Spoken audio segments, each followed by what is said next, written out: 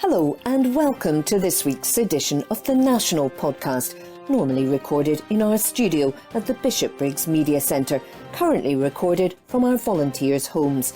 To keep in touch with us, use our social media platforms, Facebook, Instagram and Twitter, which are all at Q and Review. That's CUEANDREVIEW. Or get in touch via information@qandreview.com.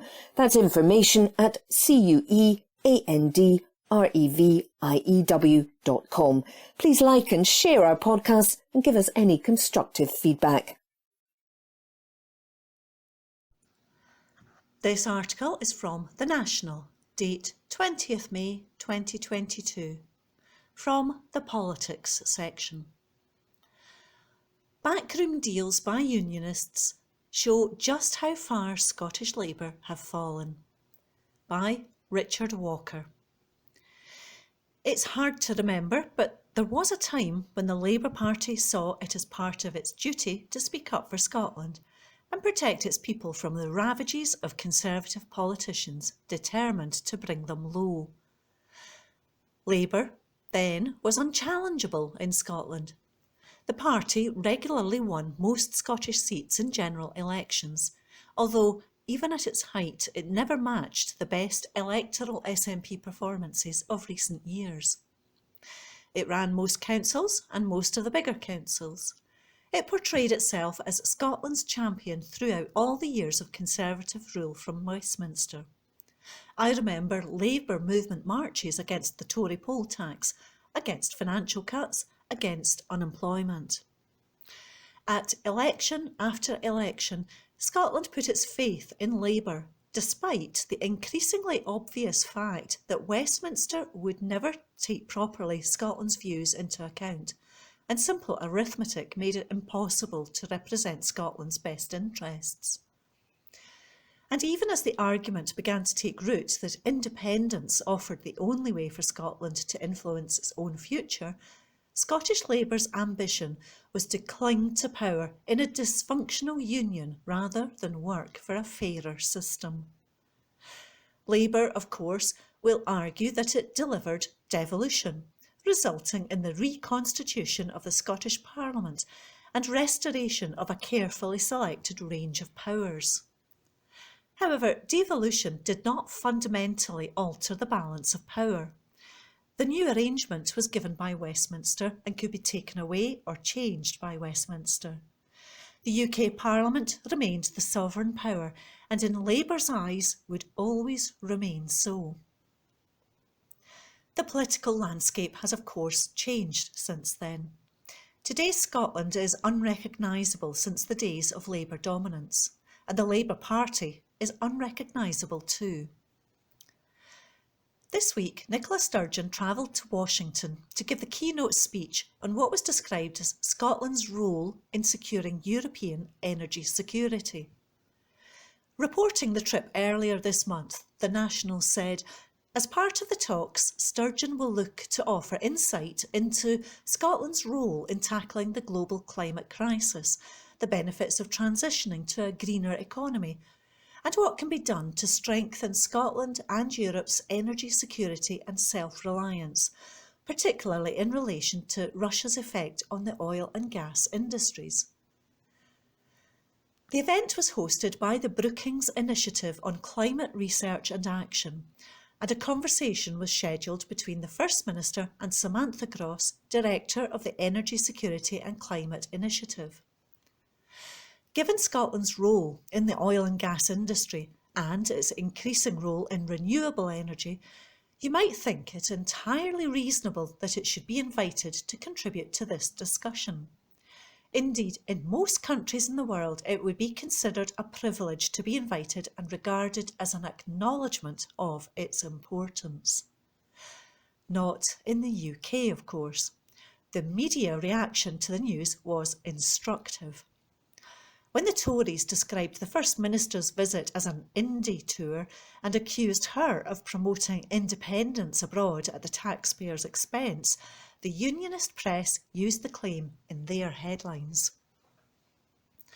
The BBC's low-key, Some would say almost non-existent coverage of the visit came under fire, notably from the station's former head of news and current affairs in Scotland, Stuart Easton.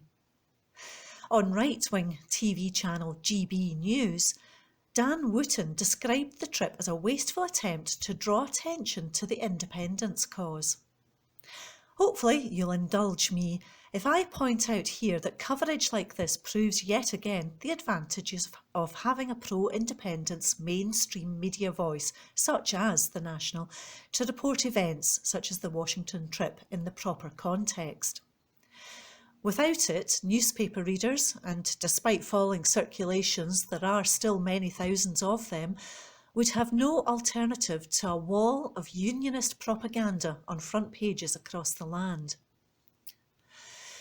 The Conservative criticism of the trip was yet another example of the Scottish cringe, which considers any suggestion that Scotland ever deserves a place on the international stage as simply laughable.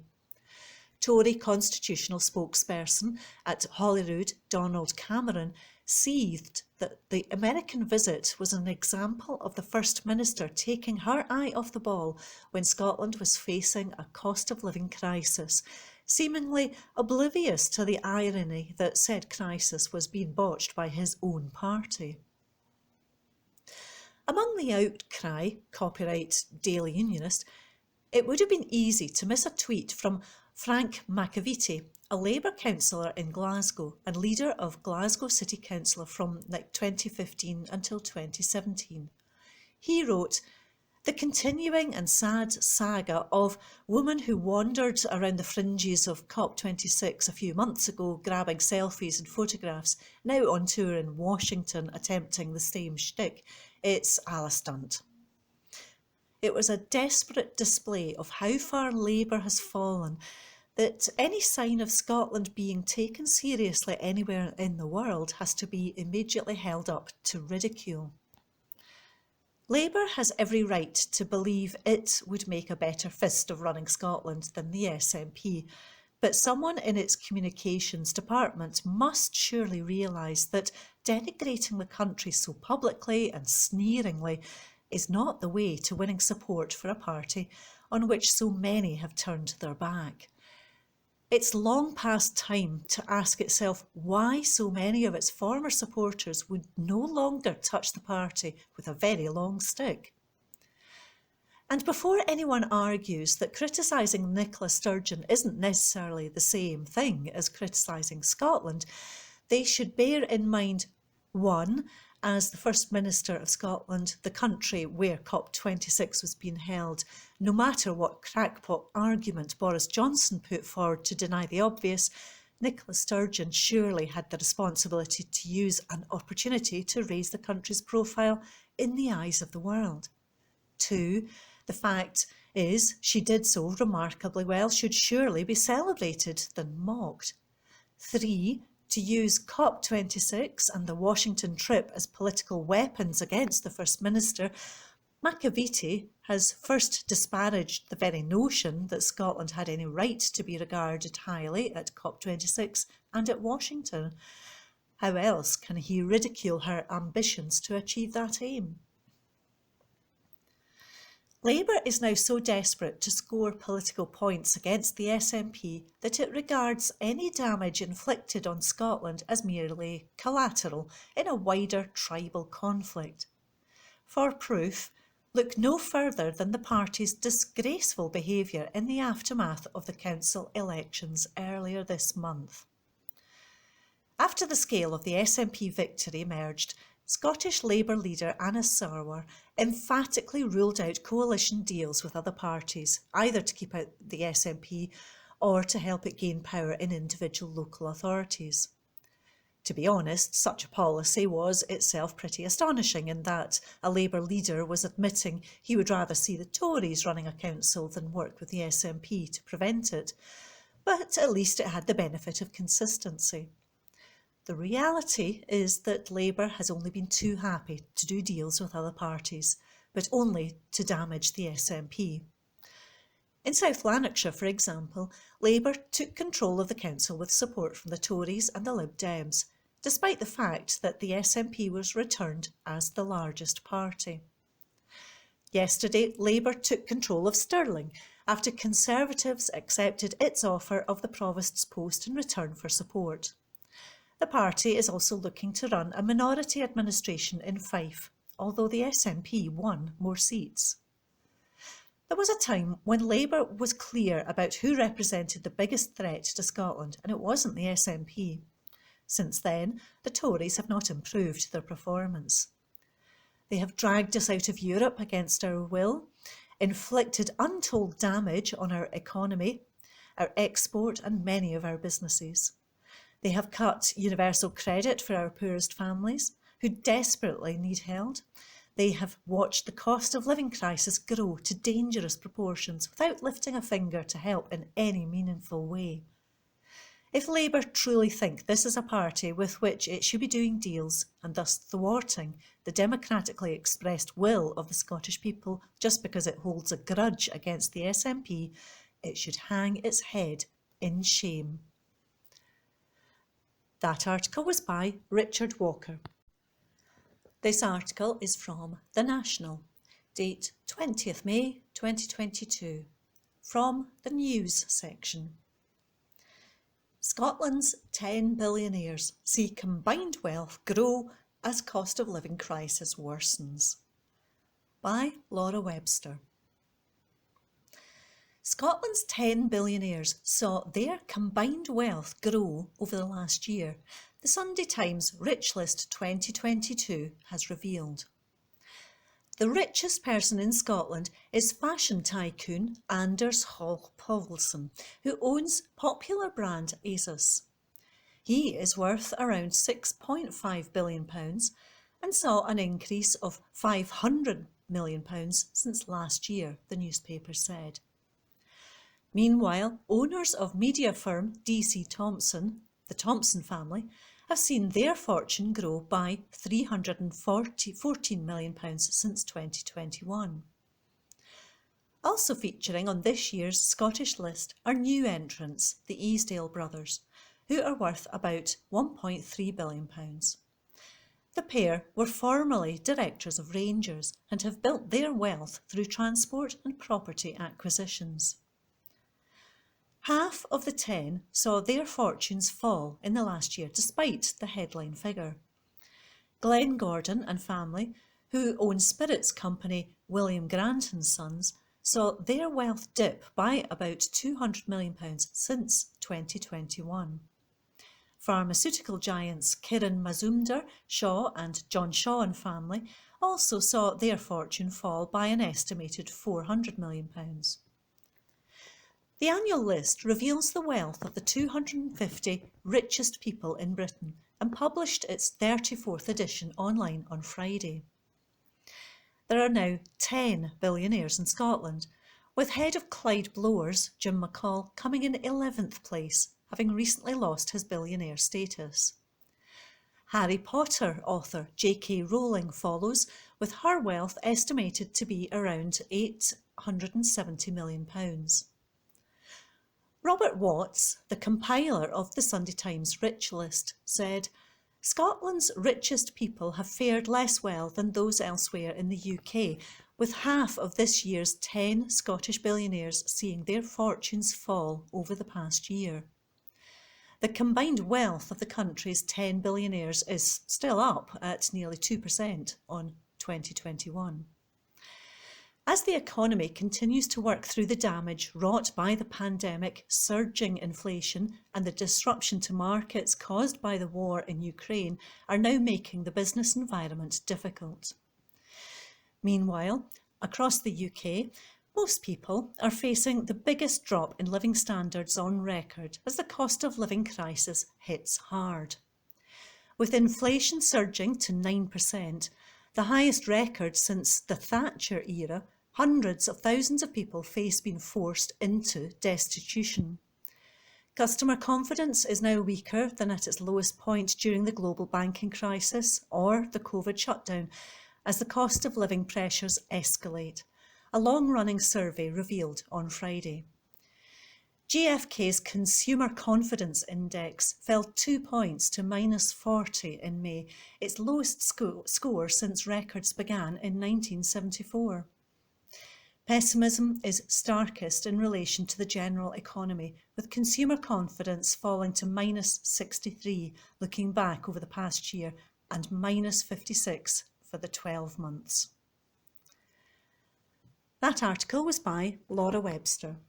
The National, May 23. Boris Johnson must come before Parliament to explain rule breaking. Report by Craig Meechan.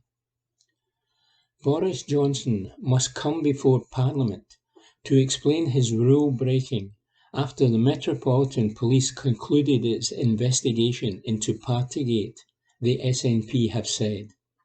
Authorities handed out 126 fixed penalty notices to people, including the Prime Minister and Chancellor, who held and attended parties in Downing Street and Whitehall during lockdown when social distancing rules were in place. Sue Gray's report into Downing Street gatherings is now set to be published this week. It was previously delayed following the Met's decision to launch its own investigation. However, concerns were raised after it emerged that the civil servant had met with the Prime Minister. The meeting has prompted outrage from opposition parties, with Labour urging the Tories to urgently explain why it took place. A Number 10 spokesperson denied any interference in the looming report, adding that Johnson was not the one who called Gray in. SNP Westminster leader Ian Blackford has demanded that the delayed report is published immediately and include the names of those within the UK government who broke the rules. The MP said it was beyond doubt that Boris Johnson misled Parliament over his involvement in the Whitehall parties. Blackford said, now that the police investigation into UK government lockdown parties has concluded, proving that Boris Johnson and his government woefully broke the rules they made and expected everyone else to follow, he must come before Parliament to explain his reckless conduct. The sheer scale of the Partygate scandal is jaw-dropping, with 126 fines issued to people within the UK Tory government, including to the Prime Minister and Chancellor. The SNP MP said that while most people in the UK were following lockdown rules, members of the Tory government were partying and eating cake. And he continued, the Sue Gray report, which must be published today, and Privileges Committee investigation will set out its own further conclusions, but it is beyond doubt that laws were broken at Downing Street and the Prime Minister misled Parliament. For as long as Tory MPs allow Boris Johnson and Rishi Sunak to remain in post, the Westminster government is continuing to stick two fingers up to all those who followed the rules and made sacrifices. It's time for Scotland to rid itself of this Westminster Tory government and the staggering sense of entitlement of those within it. Report by Craig Meechan. The National, May 23. Independent Scotland in EU would be welcomed by Europe, says French Ambassador. Report by Laura Webster. An independent Scotland joining the EU would be good for Europe, according to the former French ambassador to the UK. While the Catalan independence referendum previously made the conversation around Scotland joining the bloc more difficult, things have changed after Brexit, said Sylvie Berman. The former ambassador, who served in the role during Brexit, told the Herald on Sunday that Europe would now be very happy if Scotland opts to join the bloc after securing independence, as is the current SNP policy. However, she warned that the EU may put pressure on the country regarding its currency, although joining the euro is not an obligation upon entry to the bloc. In the interview, Berman was asked how the EU would feel about Scotland joining. The former diplomat said, "We will welcome it." It was more difficult during the referendum on independence because of the reaction of Spain due to the issue of Catalan independence. So at that time, maybe it would not have been so popular, but I think the situation has changed because there's been Brexit. She went on, "Probably there would be some negotiation, but Scotland joining the EU would be good for Europe. There's no reason why, if there's this referendum, which is accepted, that we shouldn't want to have Scotland. We'll be very happy." On the issue of currency, Berman said there are countries which don't opt to use the euro, but added that there would need to be an agreement with the Bank of England on Scotland keeping the pound. The current SNP policy is to keep the pound after independence, but not in a currency union. Party members have voted for a new currency to be brought in after independence as soon as practicable. On comparisons with Brexit, Berman said Scottish independence is a different situation, and she explained, "Scots wanted to remain in the EU, and that's one of the reasons why you didn't vote for independence in 2014. And so now, since the UK left the EU, the situation is totally different. Scotland voted for remaining, and so you're probably still furious." Berman also accepted that Irish reunification coming before Scottish independence is a possibility. The former ambassador's comments come after First Minister Nicola Sturgeon penned an exclusive article for the Sunday National, firing the starting gun on a fresh independence drive. The SNP chief, who wants to hold a referendum next year, pledged that a new independence perspective would be published shortly. Alan Smith MP said, "It will come as no surprise to anyone paying attention that Scotland is well thought of by our European friends and neighbours. Europe is good for Scotland, and Scotland is good for Europe.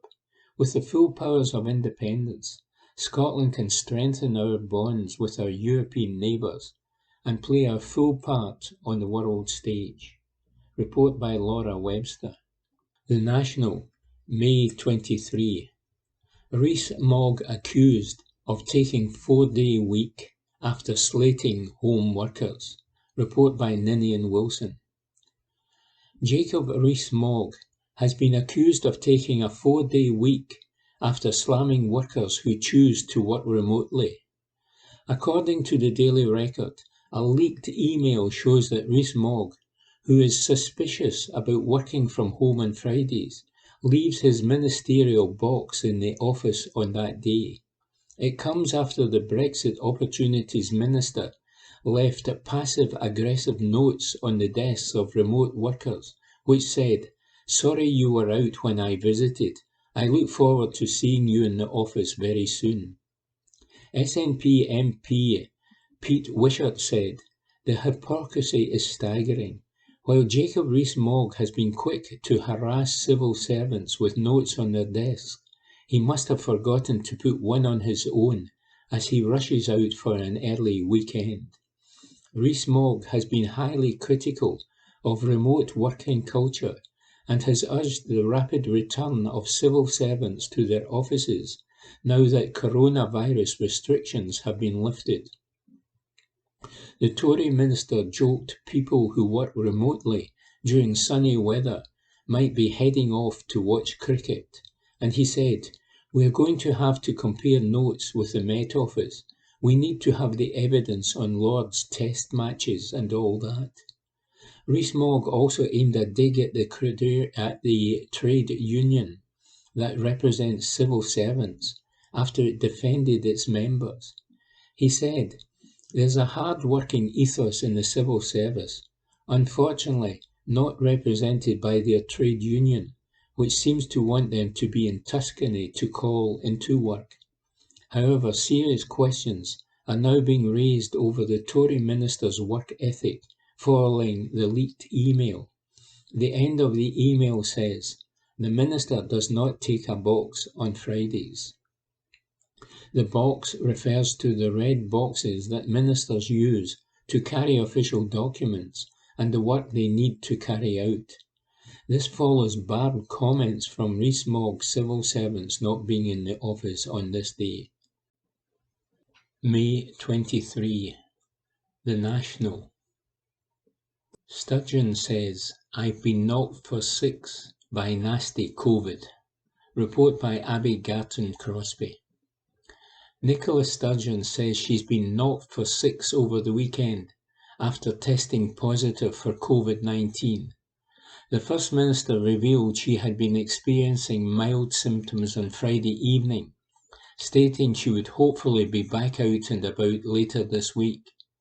But in an update today, the First Minister said she's having to remain at home with the nasty illness. Talking to Twitter, she urged people to get all doses of the vaccine if they have not already, adding that she feels extremely grateful to have been vaccinated. "Thanks for all the well wishes," she said.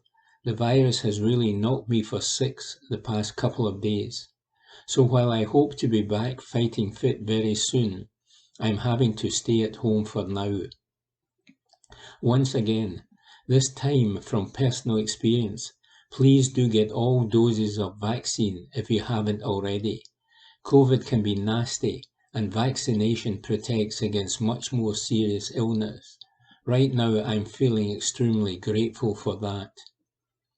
Sturgeon's positive test came after she met with Sinn Féin Vice President and First Minister-designate of Northern Ireland, Michelle O'Neill, at Bute House on Friday. Sinn Féin confirmed that O'Neill had tested negative following the meeting. The First Minister had also travelled to the United States last week, where she addressed the Brookings Institute in Washington, D.C., and met United States Speaker Nancy Pelosi. Report by Abby Garton-Crombie. The National, May 23. Labour accuses Sunak of using UK taxpayer cash to bolster public image. Report by Sean Bell. Rishi Sunak has been accused of spending taxpayer money on focus groups in an effort to repair his image. According to the Labour Party, new Treasury contracts reveal that researchers have been hired to conduct 2 focus groups, along with 1 online national pool each week until February of 2023, at a total 2-year outlay of over £1.35 million. These new contracts, argued Labour Deputy Leader Angela Rayner, were awarded after Sunak told the British people he had no money to ease the cost of living crisis and that cutting their energy bills would be silly. Rayner added, "The government apparently has £500,000 to spend on spin doctors, while Jacob Rees-Mogg is threatening to axe thousands of civil service jobs in the name of cost saving." At the start of the pandemic, the Treasury justified their spending on focus groups and polls as an emergency measure to test the impact of different policy options. But now this is little more than a taxpayer-funded vanity exercise for a Chancellor desperate to repair his image. Several previous contracts, including one worth £81,600 and given to Hanbury Strategy, founded by former Prime Minister David Cameron's former Director of Strategy, were necessary to inform governmental decisions following the advent of COVID-19, it was claimed. However, a new £500,000 contract with Delta Poll, described as being merely for the provision of public opinion focus groups and online polling, does not mention the pandemic in its purview, Labour have argued. The Treasury has denied that the contracts are linked to any attempt to improve the Chancellor's public image. A Treasury spokesperson said, "The Treasury conducts regular polling to help develop and measure the impact and understanding of its policies. All polling is subject to the usual tender process, ensuring the best value for taxpayers' money." In April, a survey conducted by the Conservative Home website found that Sunak's popularity ranked at the bottom among senior cabinet ministers, with a net satisfaction rating of -5.2. This followed mounting criticism of his failure to do more in combating the cost of living crisis, as well as escalating controversy over the non-domiciled tax status of his wife, Akshata Murthy, which freed her from paying tax in the UK on her earnings abroad, and which she subsequently gave up. Along with Prime Minister Boris Johnson, the Chancellor was fined in April by the Met Police for attending a birthday gathering at number 10 Downing Street during the first national lockdown of the pandemic. Such developments would represent a sharp reversal in fortune for Sunak, who was once widely regarded as a likely heir to Johnson. Along with his wife, Akshata Murthy was this week named on the Sunday Times Rich list for the first time, with a joint fortune of £730 million. Report by Susan Bell. From the National, Tuesday the 24th of May 2022, from the politics section, desperate Tory bid to block release of secret union polling heads to court. Report by Xander Richards. The UK government is heading to court in a desperate bid to prevent the publication of internal polling on the union. In June 2021, the Tory administration was ordered to release the data it had collected on attitudes to Scotland's independence by a first-tier tribunal. The Cabinet Office was ordered to disclose the information requested by the SNP MP Tommy Shepherd under Freedom of Information laws within 28 days after its legal arguments against doing so were judged not wholly clear. However, it has refused to do so and instead appealed against the judge's ruling. That appeal will be heard in a tribunal on Tuesday. Shepherd said, "It has been almost a year now since the tribunal ruled that the information I requested on secret, taxpayer-funded polling into public attitudes towards the union must be made public, and they still continue to refuse. It is clear that the Tories are desperate to hide these results, and the only explanation for this is that it makes sense, is that it does not help their case for keeping Scotland under Westminster control." The Edinburgh East MP also pointed to public cash which had been set aside for the emergency COVID contracts, which the UK government instead used to poll on attitudes to the union. Top Tory Jacob Rees-Mogg insisted the spending had been completely proper and justifiable. Shepherd said, "This is a UK government that used the money for emergency COVID contracts from the public purse to commission political research on constitutional issues instead of for more PPE or to help doctors and nurses on the front line. The general public deserve to know how and why their money has been misspent, and they should not have to go to court to make that happen. They should have published the data a year ago after being told to do so by the Information Commissioner. The UK government must now publish these findings without delay." He added, "People are seeing the real cost of living with Westminster on a daily basis now. Every day we wake up to a new story about the Tory cost of living crisis and how millions are struggling because the Chancellor is cruelly failing to lift a finger to help, or new reports of the disastrous consequences of Brexit, or further sleaze, cronyism and corruption engulfing the Westminster government." A Cabinet Office spokesperson told The National last week the UK government regularly commissions research across the UK to understand public attitudes and behaviours, to inform our campaigns, policies, and to ensure we are delivering for people and families across the whole of the United Kingdom. The Scottish Government also conducts similar research for the same reasons, We maintain that it is in the public interest to preserve a safe space for the development of policy and the provision of advice to ministers. The spokesperson said it would be inappropriate to comment further until the appeal has been heard. And that article is by Xander Richards. From the National, Tuesday the 24th of May 2022, from the Politics section, Ruth Davidson lays into Boris Johnson as Douglas Ross flirts with U-turn. By Angus Cochrane.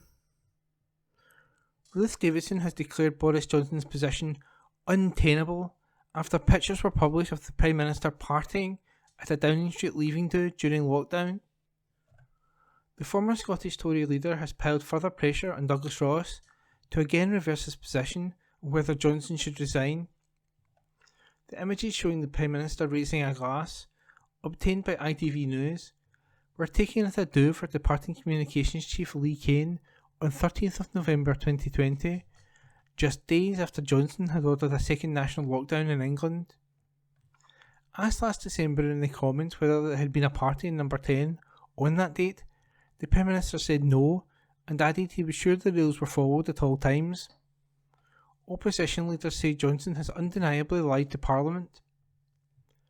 The Prime Minister has also been accused of applying pressure to civil servant Sue Gray not to publish what is expected to be a highly damning report on her Partygate investigation. Ross has called on Johnson to explain himself. Davidson, who has consistently called for the PM to resign, went further.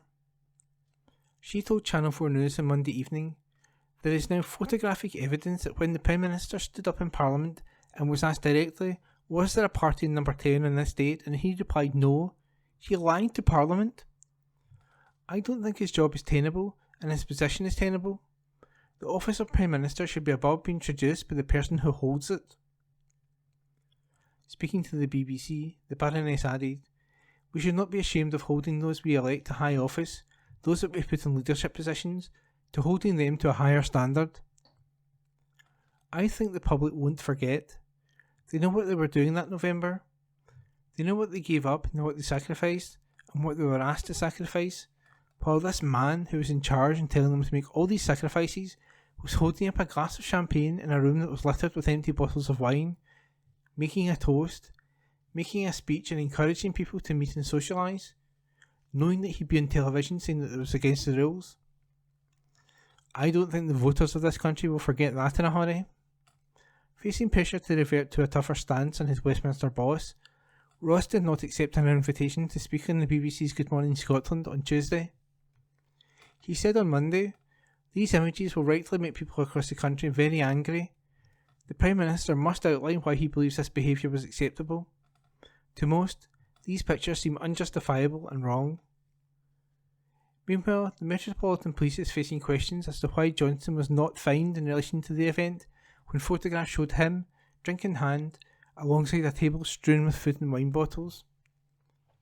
There were at least 8 other people in the room at a time when people were banned from social mixing, other than to meet one person outside, and at least one individual has received a fixed penalty notice in relation to an event on that date. Lib Dem Deputy Leader Daisy Cooper has written to the Independent Office for Police Conduct, calling for it to examine the Met's Operation Hillman inquiry into events in Number 10 and Whitehall. The latest disclosures come as Sue Gray, the senior civil servant who instigated lockdown breaches in Whitehall, is preparing to publish her final report. Downing Street is understood to believe it is probable it will receive the senior civil servant's report on Wednesday. Supporters of the Prime Minister must have been groaning in confidence that he can survive calls for his resignation after receiving just one fine over a gathering in the Cabinet Office for his 56th birthday. But there is still nervousness at Westminster that his position could come under renewed pressure if, as many expect, Gray is highly critical of the culture in Number 10 and Whitehall, which resulted in repeated violations of the rules. The Times has reported Johnson saying to Gray that there was now no need for her to publish her report following the completion of the police investigation.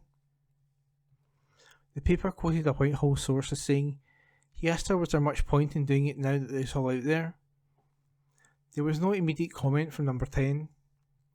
In the short term, Johnson's fate will lie with Tory MPs who will have to decide whether Gray's findings are sufficiently serious to warrant a push to oust him as leader. Veteran Conservative backbench MP Sir Roger Gale, a long-standing critic of the PM, said it was clear he should go.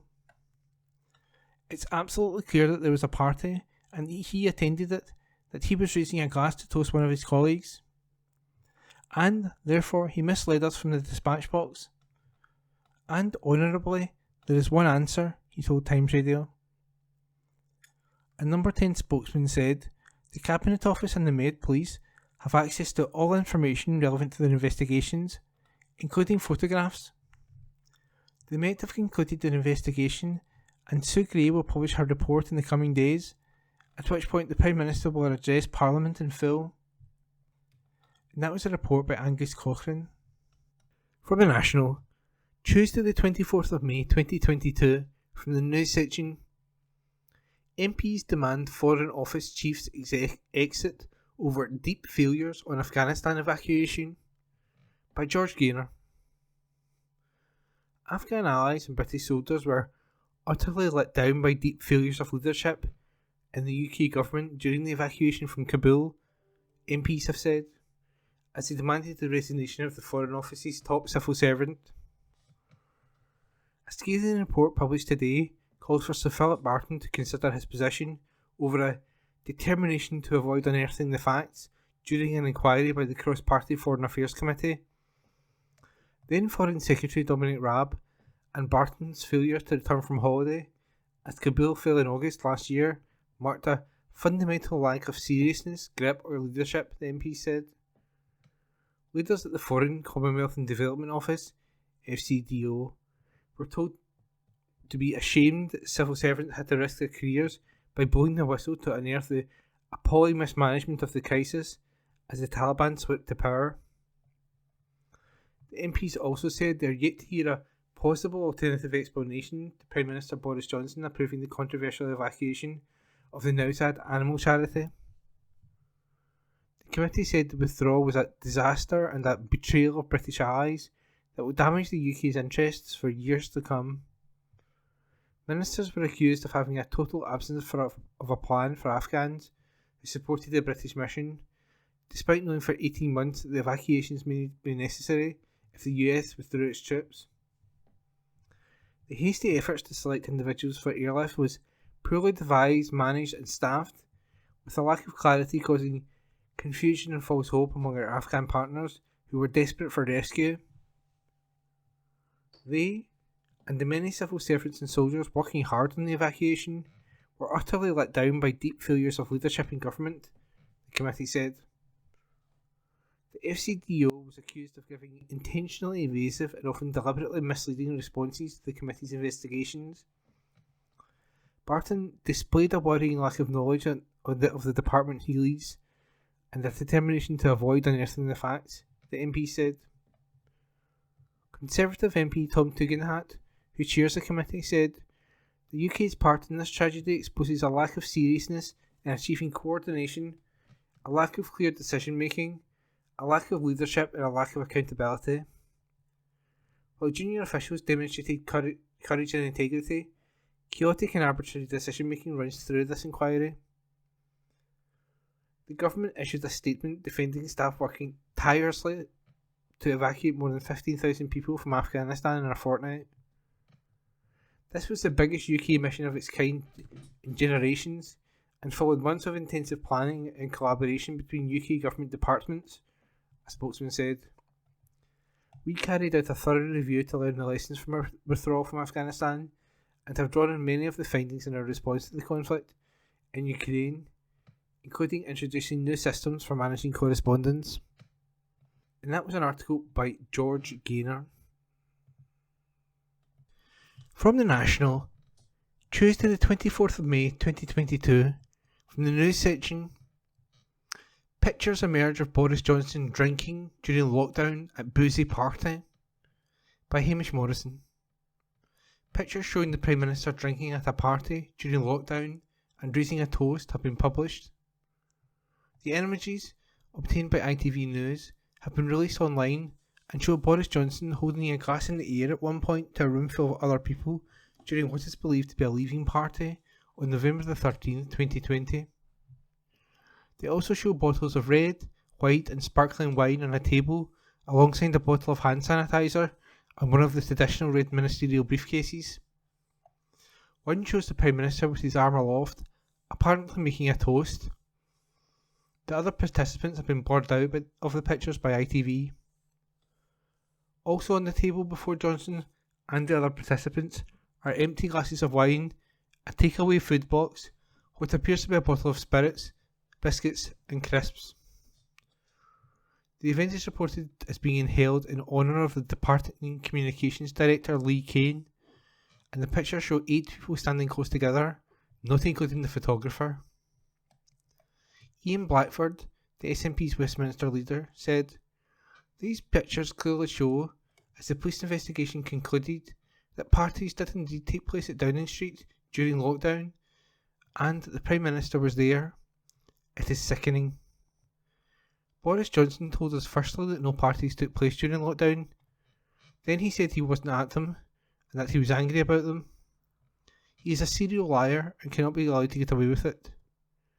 It is truly a disgrace that Tory MPs are keeping him in Downing Street. He demeans the office that he holds. It is time for them to do the decent thing, for once, and get rid of him. This charlatan should be an ex-Prime Minister by now. Can the Prime Minister tell the House whether there was a party in Downing Street on 13th November? Asked Labour's Catherine West. The Prime Minister has previously denied there was a party in Downing Street on the date the pictures were taken. Asked by Labour's Catherine West whether there was a party in his home on November the 13th, the Prime Minister responded, "No, but I'm sure that whatever happened, the guidance was followed and the rules were followed at all times." It comes amid reports that the upcoming Sugiri report, due to be published imminently, will contain photographs exposing rule breaking in the corridors of power during lockdown.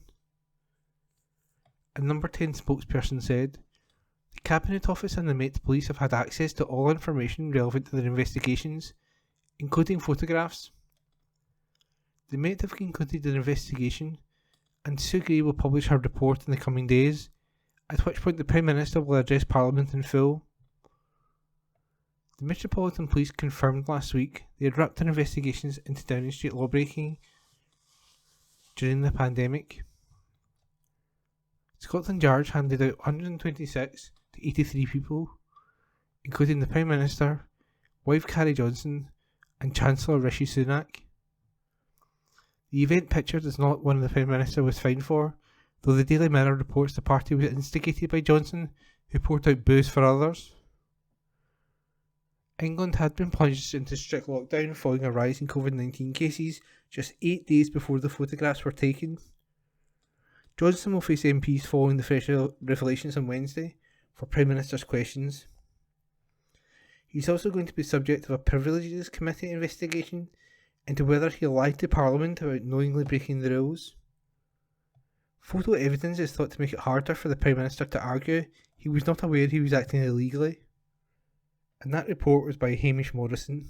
From the National, Tuesday the 24th of May 2022, from the news section, Ukrainian chapel in Scotland wins vital funding to secure future, by Stuart Ward. The future of a Ukrainian chapel that opened after the Second World War has been secured. Lockerbie's Halmuir Ukrainian Chapel has been given a grant of more than £50,000 by South of Scotland Enterprise, SOSE. The cash will allow for vital repairs to the Grade B listed building and improve its hard landscaping and surrounding boundary. It will also see the development of a visitor centre and further work on promoting the chapel, with a collaboration to be undertaken with the South of Scotland Destination Alliance. Equalities Minister Christina McKelvey said, "I'm delighted that the Halmuir Ukrainian Chapel has received a grant from the South of Scotland Enterprise to continue its important work supporting people in Lockerbie and Dumfriesshire." The chapel first opened in the years following World War II to support Ukrainian soldiers working in the local community. 75 years on, it will now also be a place of sanctuary and support for displaced people from Ukraine now arriving in Scotland. This funding will enable the restoration of the chapel building and the opening of a visitor centre so that people can learn about their important work and history. I hope that this support means communities can continue to come together at the Holmere Ukrainian Chapel for many years to come. The chapel has been undergoing repairs and developments in phases since 2018, but progress has been hindered by winter storms and the COVID pandemic. The chapel did not qualify for any government grants or subsidies, which left its team less than halfway towards a target of £80,000 in summer 2021. However, in October 2021, the chapel successfully approached Economic and Community Development Agency SOSE for support. The building was first repurposed as a chapel by Ukrainian prisoners of war in the years following the Second World War, when more than 400 Ukrainian soldiers were sent to work on nearby farms and forestry. Many Ukrainians chose to stay in the Dumfriesshire area after the war. Church services are held regularly for locals. The chapel has become a focal point for gathering humanitarian aid for those who are caught up in Russia's invasion of Ukraine. Nicolas Sturgeon of Holmere Chapel said, "It has been a long process to get where we are today, and we have faced several unprecedented challenges along the way. Closing our doors to visitors during the pandemic made fundraising particularly difficult, but we knew we couldn't give up on such an important pillar of our local Ukrainian community in Dumfriesshire. We are pleased to have now received funding from SOSE to get repair work underway to restore the chapel. It has proved a critical location for collection of donations during the ongoing Ukraine conflict, and we hope it will continue to be an important venue for years to come." SOSE Chair Professor Russell Griggs hailed the chapel as an asset to the local community. He said, "It is vital that we do everything we can to help preserve buildings such as this, which are steeped in history and serve a very important purpose to the people that use them. Our funding will help to ensure the safety and longevity of the building so that it remains a key part of the local community for years to come." And that article is by Stuart Ward. From the National, Tuesday the 24th of May 2022, from the news section, "It's time to step up. UN pleads with billionaires amid food insecurity rise with Ukraine war," by George Gaynor. The head of the UN's World Food Programme, WFP, told billionaires it is time to step up as the global threat of food insecurity rises with Russia's war in Ukraine. Agency Executive Director David Beasley said he has seen encouraging signs from some of the world's richest people, like Elon Musk and Jeff Bezos. He built upon a social media back and forth he had with Musk last year, when the Tesla CEO challenged policy advocates to show how a $6 billion, £4.8 billion, donation could solve world hunger.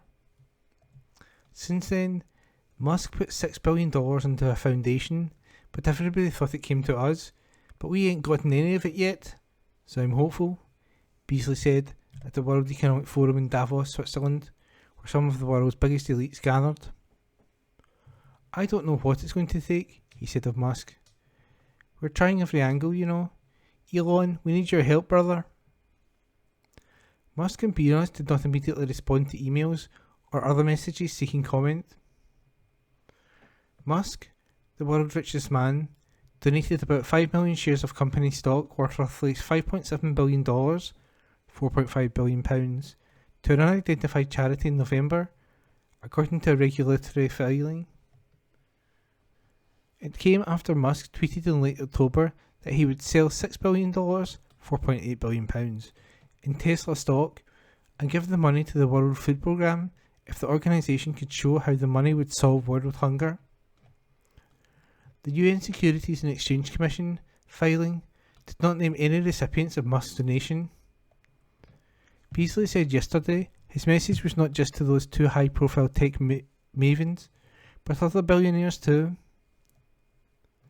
"The world is in real serious trouble. This is not rhetoric and BS.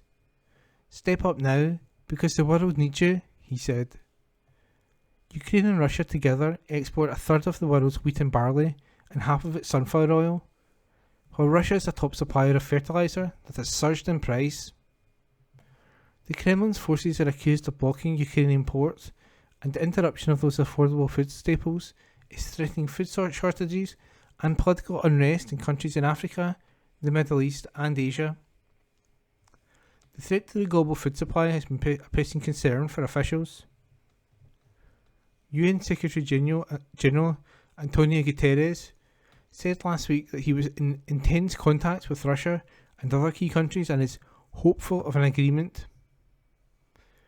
This would allow the exportation of grains stored in Ukrainian ports and ensure Russian food and fertiliser have unrestricted access to global markets. If Ukraine's supplies remain off the market, the world could face a food availability programme in the next 10 to 12 months. That is going to be hell on earth, Beasley said. And that was a report by George Gaynor. Recorded from the National on the 24th of May 2022. From the Culture section, British Pipe Band Championships back with a bang in superb Greenock event by Steph Braun. The first British Pipe Band Championships in almost 3 years has been hailed a huge success after the event was held in Greenock. This showpiece, the first major of the season, took place at the town's Battery Park on Saturday, May 21st, with thousands in attendance. More than 105 bands entered, including some from the US, Canada, Ireland, England, and several from across Scotland. Despite the rain earlier in the day, visitors enjoyed top-class performances, Highland dancing, a variety of stalls, and food as they enjoyed a day out at the free event on the banks of the River Clyde. It was organised by Inverclyde Council in partnership with the Royal Scottish Pipe Band Association, RSPBA. Chieftain of the Games and former Inverclyde Provost, Ciano Ribici, said, "Forget the weather, everything was great and went very well. The bands, Highland dancers, everything was great." The competitors enjoyed it, and the rest of the people there enjoyed it too. We had bands from America, Ireland, England and Scotland, and that speaks for itself. Battery Park was superb, the grass was great and the views are tremendous. We couldn't have asked for more, and hopefully it brings more people into the area. The Games followed hot on the heels of the successful Gourock Highland Games a fortnight earlier, and were part of the Inverclyde Council's Mealara Festival of events throughout May and June. Ian Embleton, Chief Executive of the RSPBA, said, "It was a very good day and all went well. The bands had a fantastic time at what was the first major championships they have had for nearly 3 years. They loved every minute of it. The whole event ran like clockwork. Yes, the weather wasn't the best, we live in Scotland after all, but the bands weren't bothered and we had a dry afternoon. We had 105 bands entered, the turnout far exceeded our expectations to get over 100 bands. It was an outstanding success. First place in each of the pipe band contests are as follows. Grade 1, Inverarian District. Grade 2, Buchan Peterson. Grade 3A, Vale of Atholl. Grade 3B, Major Sinclair Memorial. Grand Juvenile, Dollar Academy. Grade 4A, Lower Clyde Pipes and Drums. Grade 4B, Kilbarchan Pipe Band. Grade Novice, Juvenile A, Dollar Academy. Grade Novice, Juvenile B, High School of Dundee. Adult Drum Major Heats, Cara Gilmore, Police Scotland Confederation. Adult Drum Major Final, James Kennedy, Closkelt. Juvenile Drum Major, Louis Anderson, New Ross and District Ayr. Junior Drum Major, Carice Graham, the Glasgow Sky Association. For the full results, visit the RSPBA website. That article was by Steph Braun. Recorded from the National on the 24th of May 2022. From the Culture section, Kirkcaldy Music Festival featuring Big Country called off due to UK economic climate by Steph Braun. A 3-day music festival which was due to raise cash for the NHS has been called off due to insufficient ticket sales, with organisers blaming the state of the economy. The inaugural Kirkcaldy Breakout Festival was due to take place from May 27th to 29th on the town's esplanade, with stellar acts including Big Country, Wet Wet Wet and Mid-Ure lined up to perform. But organisers have blamed the current economic climate for poor ticket sales, which has led to them being unable to hold it. Other artists booked to perform included Callum Beattie, the Red Hot Chili Peppers, Hue and Cry and Sandy Tom. The main stage was due to be named after local singer Paige Dougal, who died aged 17 in January after battling Ewing sarcoma, a disease that attacks the bones. Kirkcaldy MP Neil Hanvey said the cancellation was a sign of just how much the cost of living crisis is beginning to bite. He said, "I am deeply disappointed that Breakout has had to be cancelled. I know firsthand how hard Ian Arnott and his team have worked to pull this event off, and it's such a shame the local band selected to play on the main stage will now not realise that ambition. The impact of the cost of living crisis is really beginning to bite, and folk just don't have any spare cash. What is most frustrating is that the current economic circumstances were a completely predictable consequence of Tory economic policy. The Chancellor has the means and the opportunity to stop this crisis in its tracks, but he chooses not to do so. This is as clear an illustration you can get that poverty is a deliberate political choice, and why Scotland must unshackle itself from Westminster rule completely as a matter of great urgency." In a statement posted on social media, organisers said the decision to cancel had been taken with enormous regret. It continued, "It is with enormous regret that we have to announce the cancellation of Breakout.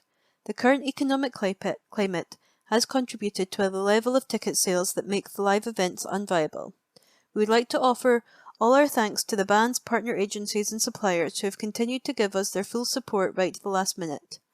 The festival was originally due to take place last October, but organisers decided to delay it due to a spike in COVID cases caused by the Omicron variant. As well as the main stage, the plans featured a fairground and an acoustic tent which would become a dance tent at night." The article was by Steph Braun. The National News on Wednesday the 25th of May. Taxis to carry life-saving overdose drug. An article written by Judith Duffy. Taxi drivers in Scotland's capital city are to start carrying the life-saving drug naloxone, which can help those who've suffered an opioid drugs overdose. Drugs Policy Minister Angela Constance welcomed the move involving drivers with central taxis, saying it would save lives. The cab company is the largest taxi operator in Edinburgh, with 36 of its drivers having already agreed to carry out the necessary training to administer the drug, enabling them to carry it in their vehicles. Police officers, the ambulance service and members of the Scottish Fire and Rescue Service already carry naloxone. Julie McCartney, the Scottish Ambulance Service's drug harm reduction lead for the East of Scotland, said, "This forms part of a wider catalogue of work by the Scottish Ambulance Service to maximise every opportunity to support those who use drugs to access treatment and support direct from the scene of an emergency."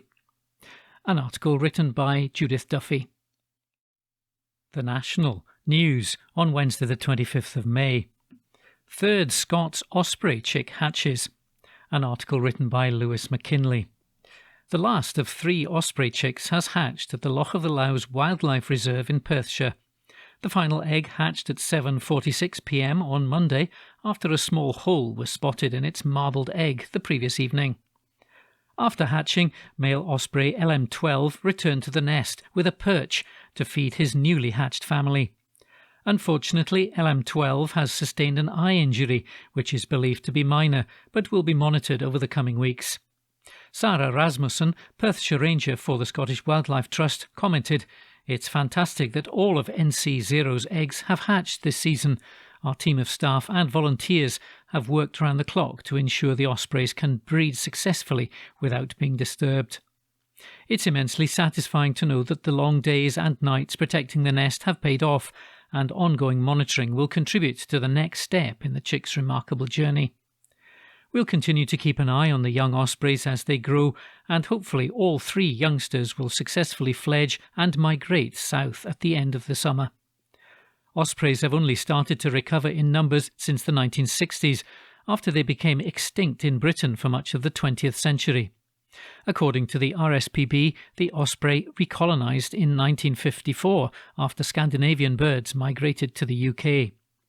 Now, around 300 osprey pairs breed together every summer, consistently contributing to the growth in population. The ever-growing numbers are also attributed to efforts made by conservation charities in Scotland, such as the Scottish Wildlife Trust. The public can visit Loch of the Lowes 7 days a week and can also view the osprey activity on the Trust's live webcam from anywhere in the world. An article written by Lewis McKinley. The National News on Wednesday the 25th of May. Lorraine Kelly recalls Dunblane killings as she backs United States gun reform in the wake of Uvalde shooting. An article written by Laura Webster, News and Features Editor. Lorraine Kelly has described the Texas elementary school shooting as appalling and shocking and called for tighter gun control laws like those put in place after the Dunblane massacre of 1996. At least 19 children and 2 adults have been reported dead after a teenage gunman opened fire at Robb Elementary School in the US city of Uvalde. During her morning show on ITV, Scottish television presenter Miss Kelly, 62, became emotional as she spoke to reporter Ross King in Los Angeles. She said, "Truly appalling and shocking news from the United States overnight. Here we are again, another mass shooting, and it doesn't seem to ever end." Referring to President Joe Biden, she added, "He's the President of the United States. He has to try to do something. Of course he has." Ms. Kelly questioned whether changing the language around the debate in the United States from gun control to gun safety could help move it forward. She added, "I don't know what we can do, but you know for sure that we're going to be talking about this again, and that is what is so enraging, that this will happen again. And thoughts and prayers, I'm sorry, that's just not going to cut it. It just isn't. They've got to do something, definitely." Ms. Kelly has been a vocal advocate for gun safety after she reported on the Dunblane shooting in March 1996, which saw Thomas Hamilton kill 16 pupils and their teacher in the gym hall of Dunblane Primary School before shooting himself. She said, "Things did change because the families made it change. They had to lobby very hard, and obviously people in the country wanted to help as well and signed the petition and changed the law, which is a remarkable achievement for families who are grieving. But in America they don't seem to have the same sort of support. Surely any rational person would want to change this to protect our children and our teachers. It doesn't make any sense at all."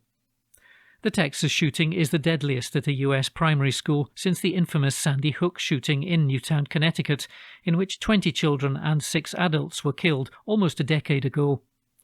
Hollywood star Matthew McConaughey, who was born in Uvalde, said the recent spate of mass shootings across America is an epidemic we can control, and that whichever side of the aisle we may stand on, we all know that we can do better. Pop megastar Taylor Swift shared a video of Golden State Warriors coach Steve Kerr, who delivered an emotional message in a press conference before the NBA Western Conference Finals. "Filled with rage and grief, and so broken by the murders in Uvalde," she wrote in a tweet. Oscars co-host Amy Schumer added, "We're grieving with the Uvalde community, a predominantly Latin community, and everyone else impacted by yet another senseless act of violence in our schools." Captain America star Chris Evans, meanwhile, wrote in all capitals, "F with 6 asterisks, enough." An article written by Laura Webster. The National, Politics, on Wednesday the 25th of May. Nicola Sturgeon tells Greta Govan-Hill she's very often misrepresented.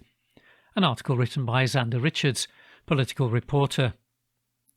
"My words are very often misrepresented," Nicola Sturgeon has said, as she criticised the ridiculous media coverage which followed her not wearing a mask inside a barber shop.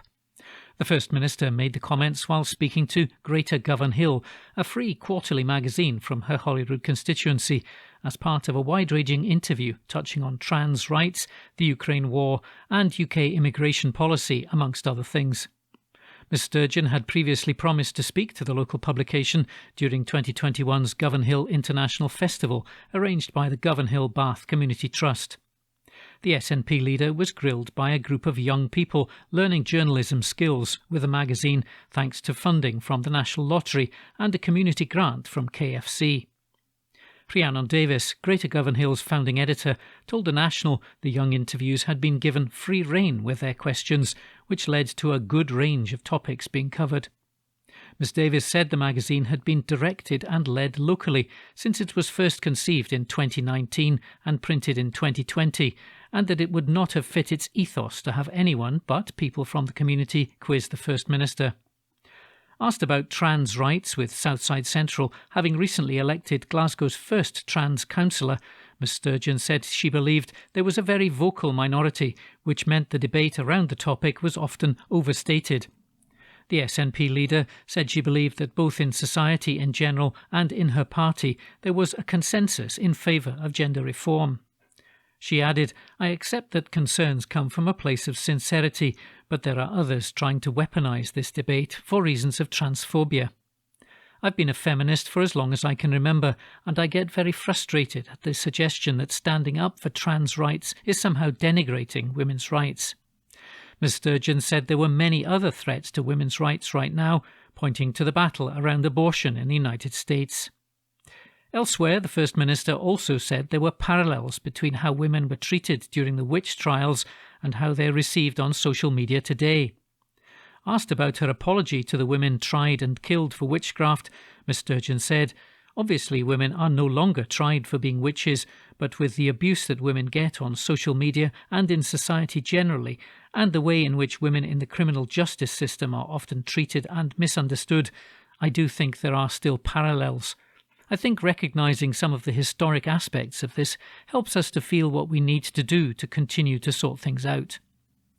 Ms Sturgeon was further asked about comments she had made soon after the Russian invasion of Ukraine, in which she called on NATO not to rule out a no-fly zone over the Eastern European nation. The remarks, which the First Minister has repeatedly stood by, led to her being branded naive by Scottish Secretary Alistair Jack. However, Ms Sturgeon told Greater Govanhill she believed her words had been misrepresented, as is very often the case. She explained, "What I was saying more generally was questioning the decision on the part of NATO to be very explicit with Vladimir Putin about what was off the table, which could give him a free hand to think he could do certain things without consequences. I think if your starting position with someone like him is to say that no matter what you do, we're not going to take action beyond a certain point, are we not giving him too much of a green light?" The First Minister also touched on the topic of the Tory government's immigration policy, which has come into stark focus following the refugee crisis sparked by the Ukraine war. Ms Sturgeon said that asylum and immigration was clearly a key aspect of the culture war the Tories are fighting. She said, "I hate the whole debate about immigration in the UK. I think that it's slightly better in Scotland, but we shouldn't be complacent. I absolutely abhor the Tory approach to immigration. That policy of sending people to Rwanda is one of the most disgusting things that I think I've ever heard. Coming from a Tory government, that is a big statement." An article written by Xander Richards. The National News on Wednesday the 25th of May. Moves to avoid rail chaos at qualifier World Cup match. An article written by Steph Braun, multimedia political journalist. Plans are in place to ensure Scotland fans can get to and from Hampden Park for the World Cup qualifier against Ukraine next week, amid major cuts to ScotRail services, the Transport Minister has said.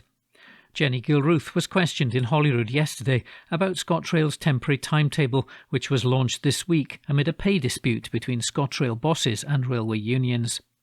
Hundreds of services have been pulled from the tracks as a result, disturbing many people's daily commutes.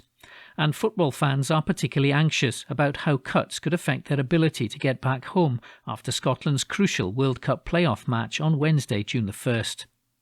It's one of Scotland's most important matches in the past 20 years, with the team having not qualified for a World Cup since 1998, and more than 50,000 fans will head for the National Stadium for the Crunch qualifier.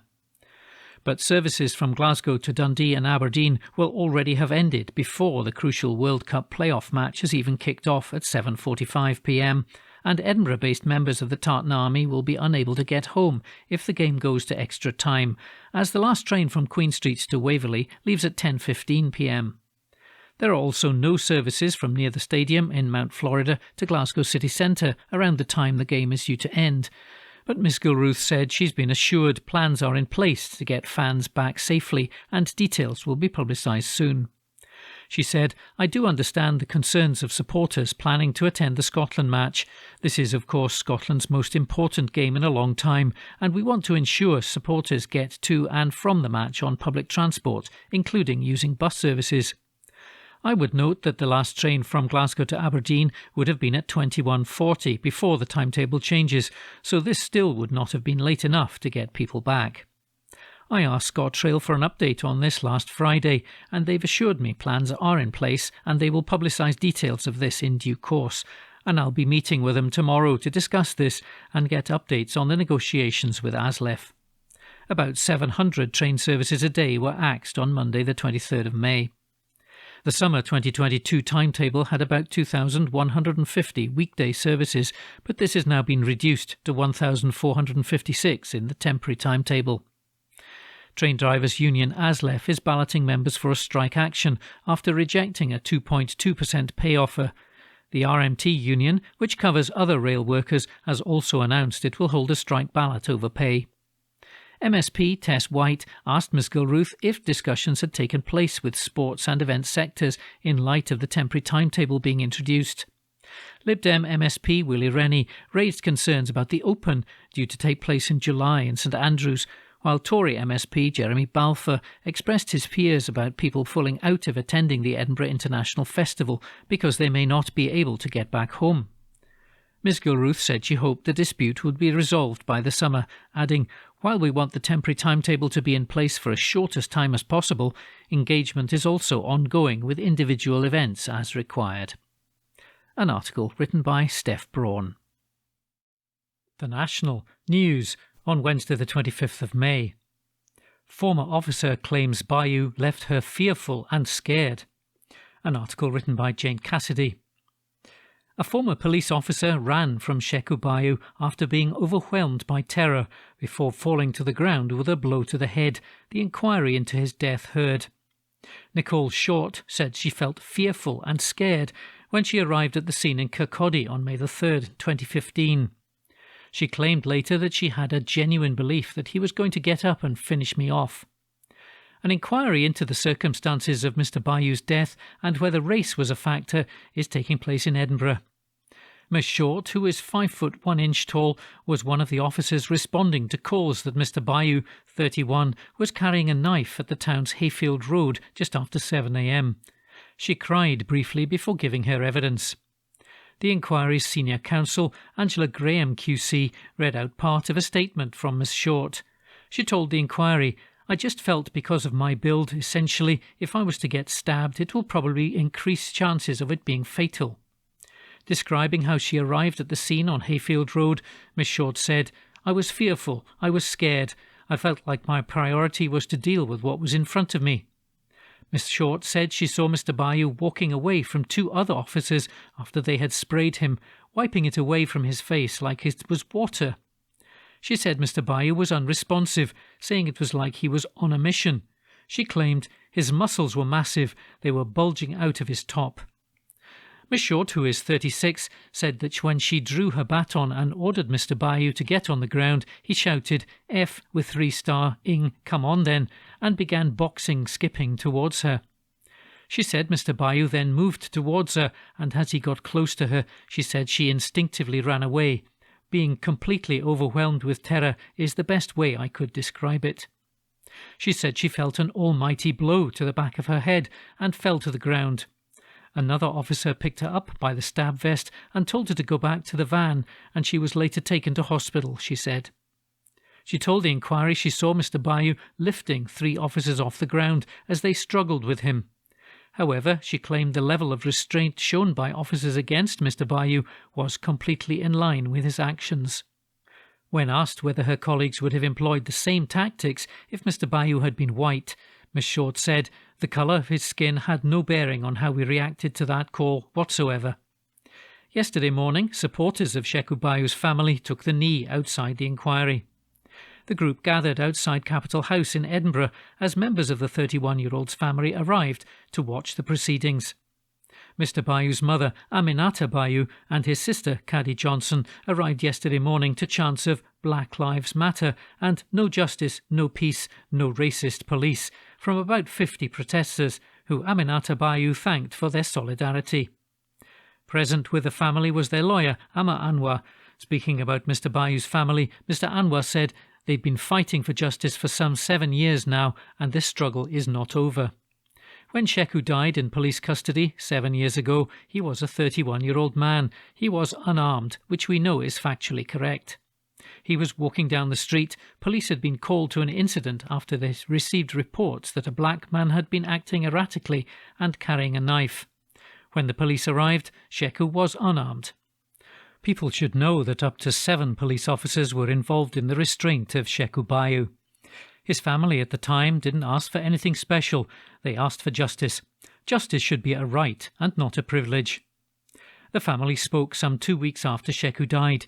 They refused to speculate, and they always said if Sheku broke the law, then the police had a right to act. But any force used had to be reasonable, legitimate and proportionate. His family then began a campaign for justice, and some 4 years later they were denied that justice by the Lord Advocate, and they were told there would be no charges brought. The family are asking for this inquiry to be robust, to be impartial, and to deliver the truth to this family, because they know without the truth they will never get justice. Our justice system in this country likes to talk about being colour-blind. As far as Sheku Bayu's family is concerned, the colour of his skin, his blackness, was used as a weapon. It was seen as a weapon. We're in now for the long haul. This inquiry is expected to last 2 or 3 years. Today is a critical day. If we march for George Floyd, if black lives actually matter in Scotland, then it requires all those hundreds, if not thousands of people who turned up for George Floyd. They've been fighting for justice for some 7 years now, and this struggle is not over. The inquiry was told Miss Short has been rendered permanently disabled from injuries she sustained on the day of Mr. Bayou's death. Roddy Dunlop QC, who represents Miss Short and another officer, said, "It would be naive to think that the events of that day have not had material impact on the lives of the families of the officers who attended the scene that day." Mr. Dunlop said there have been accusations of racism directed against those officers, and such vilification has a lasting impact. The inquiry is still ongoing. An article written by Jane Cassidy. Recorded from the National on the 26th of May 2022, from the Culture section. Goodfellows actor Ray Liotta dies aged 67, by Katie Collier. Actor Ray Liotta, known for his appearances in Goodfellows, has passed away aged 67, according to US media. The American actor's representative confirmed he had died in his sleep. Ray Liotta found fame when he played Ray Sinclair in Something Wild, a 1986 film, and he received a Golden Globe nomination for his work. Liotta was also appeared in the film Field of Dreams and the game Grand Theft Auto Vice City, plus more. More recently, he appeared in The Many Saints of New York and starred alongside Taron Egerton in Blackbird, the Apple TV series. Liotta was engaged to J.C. Natolo and was father to daughter Carson. Fans take to Twitter to post messages regarding death of Ray Liotta. Alongside a crying face emoji, one tweeted, "R.I.P. Ray Liotta, legend, legend, legend." Another tweeted, "R.I.P. Ray Liotta." A third tweeted, "Ray Liotta is easily one of the actors I can't help but get excited about when he pops up in a film. He makes every performance a memorable one." A fourth tweeted, "R.I.P. Goodfellow Ray Liotta." The article was by Katie Collier. Recorded from the National on the 26th of May 2022, from the Culture section. Depeche Mode keyboardist Andy Fletcher dies aged 60, band confirms, by Ninian Wilson. Depeche Mode's keyboardist Andy Fletcher has died at the age of 60, the band has announced. Fletcher, nicknamed Fletch, founded the group in Basildon in 1980 and was inducted into the Rock and Roll Hall of Fame 2 years ago.